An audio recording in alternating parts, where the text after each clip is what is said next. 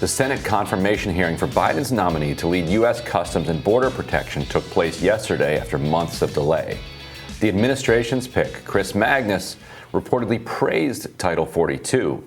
And according to The Intercept, Magnus said he would support some expansion of the wall at the border. The rule, which was just used to expel more than 7,000 Haitians in a matter of weeks, has been a core area of concern for legal and human rights advocates. During Magnus's hearing with the Senate Finance Committee, Senator Tim Scott pressed Magnus on the crisis at the border. Let's watch. So I want to ask you, Mr. Magnus, just for clarification, with the reinstatement of the policy, with 1 million plus people crossing our border, with more than 200,000 just in July, with the actions taken against the border agents, is there a crisis at our border? Senator, thank you for the question. But if I might just make the observation that perhaps as a nation and as a group of even electeds, if we spent a little less time debating on what the terminology is and perhaps a little more time trying to fix a broken system and working together, we could address what I've already acknowledged is one of the most serious problems that we face right now in our nation. This comes as new reporting by CBP reveals that U.S. authorities detained more than 1.7 million migrants along the border during the 2021 fiscal year, marking the highest level since 1986. Joining us now to weigh in is editor-in-chief at The Real News and host of Working People podcast, Max Alvarez, and former White House Director of Strategic Communications, Alyssa Farah. Thank you both for being here. Thanks, guys. So, Max, I'll start with you. Is this a concerning pick, given that he praised Title 42? And it has to come as some disappointment to progressives, right, who were hoping that the Biden administration would result in a real break with the Trump administration in terms of the cruel, according to progressives, right, immigration policy. You know, I smirked because there's a great Simpsons quote from Homer Simpson when he tells Bart Simpson, he says, after Bart fails something, he says, well, boy, you know, you tried and you failed. So the lesson learned is never try. Right. And so for me, I can't be disappointed in Biden's pick if I never expected all that much from him to begin with. But yeah, I mean, like in general, it is obviously very disappointing because we are showing every sign that the United States will never really learn its lesson about what these kind of so-called crises at the border actually are, what they mean, where they come from, and how best to deal with it, right? I mean, even the very notion that it's like, that so much of this depends on whether or not we call it a crisis. Like, so, okay, if we do, what does that mean? What is the solution going to be? How is that solution going to be any different from what we've, been doing for forever, really?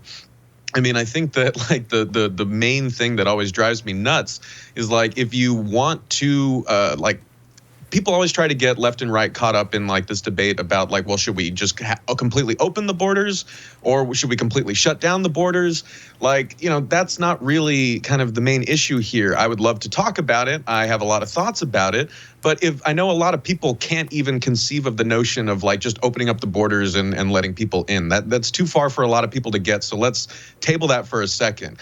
Even if you can't get there, you should at least want to stop the kind of flow of desperate people who are desperate enough to leave their homes to try to make the dangerous trek to the border. And we can actually do something about that. We can stop messing with other countries. We could stop installing dictators. We could stop raiding other countries' resources. We could actually try to improve conditions around the world. That would address, what we're calling a crisis at the border. But calling it a crisis at the border really just kind of removes all of that context. And then we end up having the same debate we've been having since I was a kid. Yeah, and Alyssa, is that the point? Like, is that what they're going for? Because to pick up on what Max said, if you call it a crisis at the border, then you're focusing on a discrete moment in time at a discrete place on the map, and it allows you then to not think globally about what U.S. policy has been over the decades and how a variety of different U.S. policies that are impacting this situation.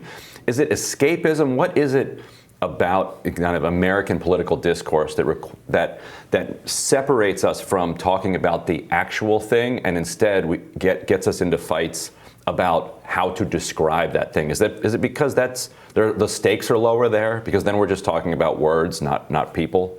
So listen, it's an interesting question. Immigration policy has kind of been the third rail of American politics, where neither party is trying to solve the problem. The left retreats into its partisan corners, and the right thinks that all the answers are simply build the wall, and it's going to solve these existential problems that exist in parts of the Western Hemisphere. I would say this, though, to Ryan's question.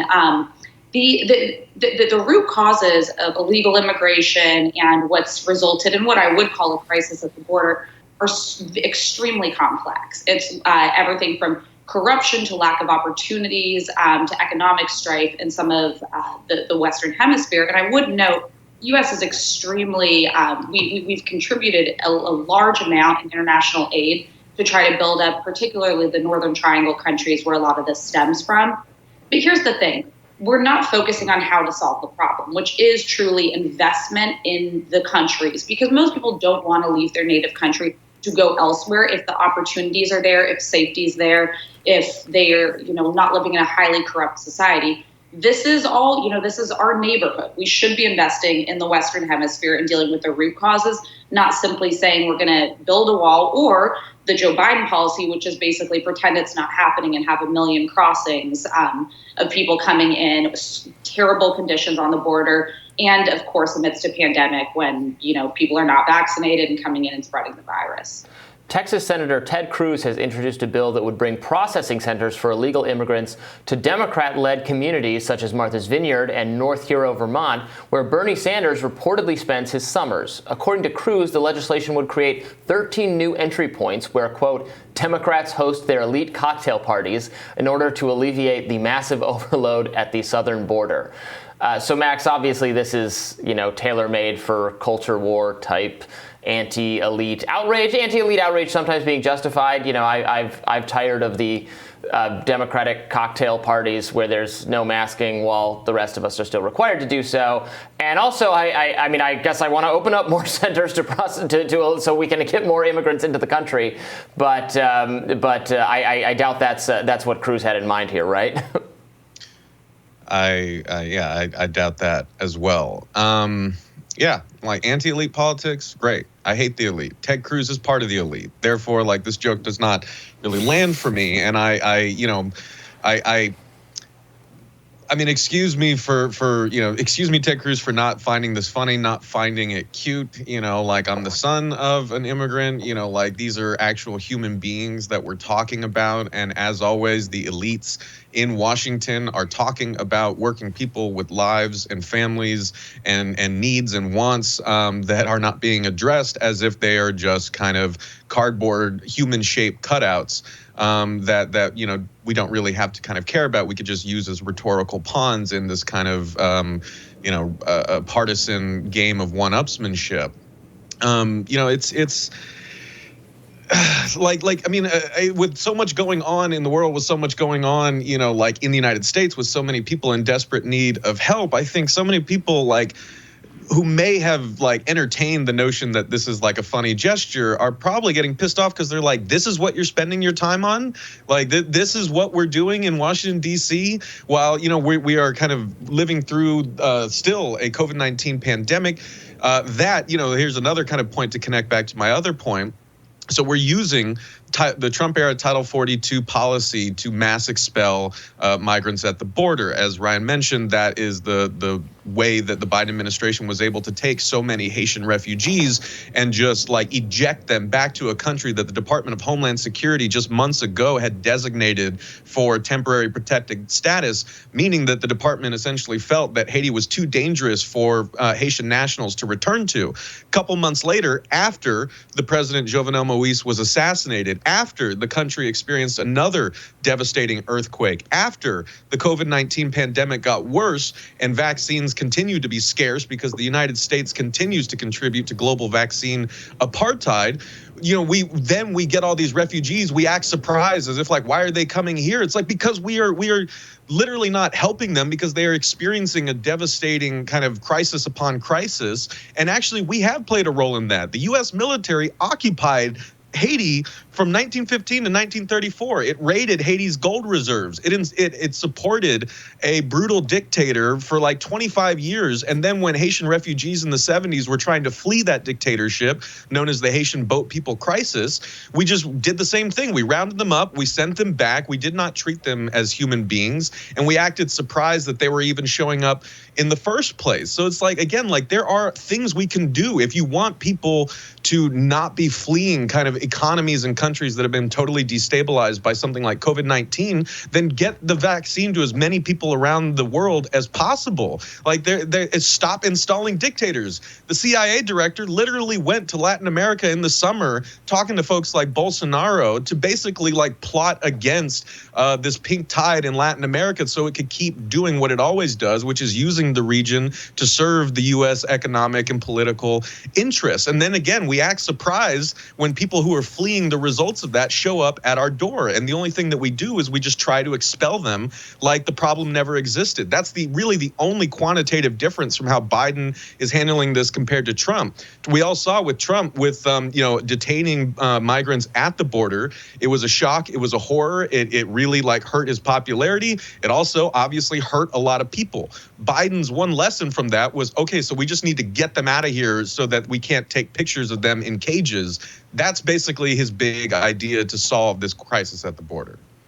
Right. If I could jump on one thing there, though, and I don't disagree that I'm not convinced that either side wants to solve this problem. And I think that the Ted Cruz thing is it's a joke, and it proves the point I made, which is nobody's actually trying to deal with the root cause. He's actually using staff time and government resources to draft, basically legislation that's meant for Twitter retweets.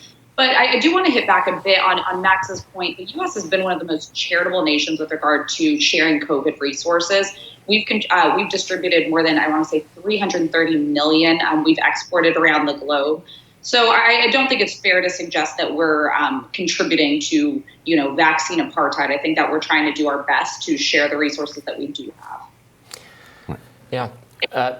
Thank you so much for being with us, Max and Melissa. We really appreciate it. Thanks, guys. Thanks, guys. More Rising right after this. Stay with us.